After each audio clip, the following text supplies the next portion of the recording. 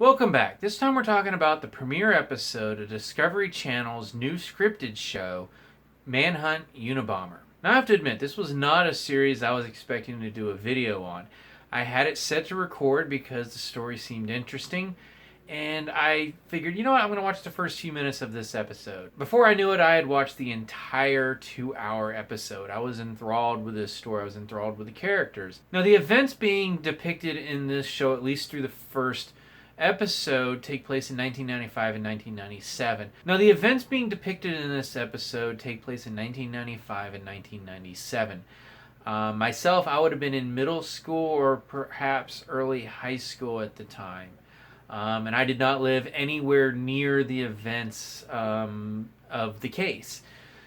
But it was one of those cases that you couldn't help hearing about on the news. I think everyone knew about the Unabomber. They knew of the famous police sketch. And when he was caught, everyone knew the name Ted Kaczynski. So I was intrigued by this series. For one, it's on Discovery Channel. It's a scripted show. Two, it has a very solid cast led by Sam Worthington and Paul Bettany. And three, like I said earlier, it's just a story that I found interesting and wanted to see what was going to be told here. Because I knew the basics of the case. Again, I knew there was a Unabomber, I knew he mailed bombs to people, and I knew eventually he was caught and revealed to be Ted Kaczynski. As far as the investigation that caught him, the title Manhunt, I knew very little about, and still know very little about, because I've done my best to not do any research. I want to just experience this show as the story being told. And this review will have very little spoilers. Honestly, there's very little to spoil other than what I've already said. The fact that there is a Unabomber and that he was eventually caught and was revealed to be a man named Ted Kaczynski. The main character of this series, at least through this first episode, is an FBI profiler named Fitz, played by Worthington. And in 1995, he is essentially a rookie profiler, and this is his first major case. So there are segments near the beginning that are very familiar, where you have the rookie profiler. None of his superiors want to listen to anything he has to say, does not think he has anything to contribute.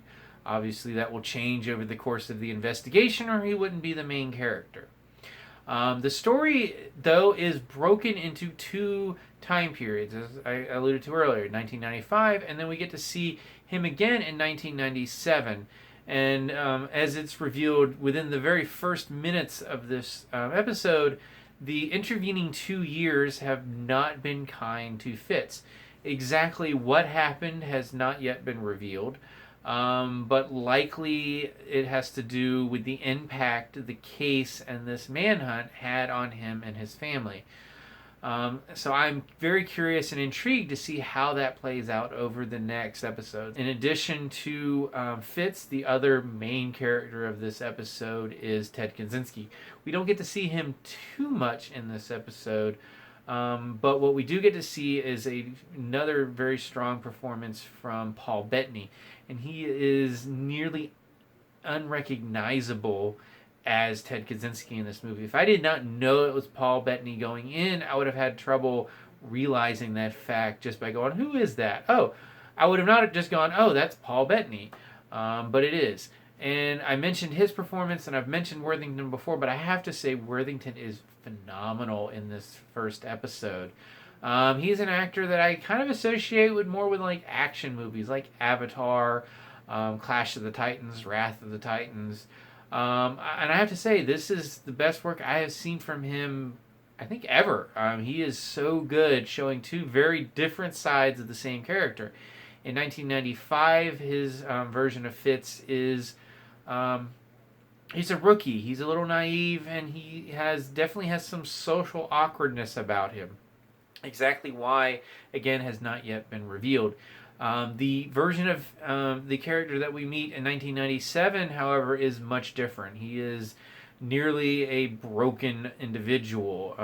And just why? I'm assuming these two time frames will slowly coalesce together over the course of the rest of the show. I really, like I said, I found this first episode fascinating, and I'm definitely going to stick around for the rest of the run, and we'll probably continue talking about it because this is a show that really took me by surprise. Like I said earlier, I was planning on watching maybe 10 minutes of it and going to bed early. I ended up staying up and watching the entire thing. So if you've seen this first episode, what did you think about it? And are you going to stick around for the rest of the show? As always, you can subscribe to my channel, check out some of my other reviews, and until next time, be careful how you pronounce the word water.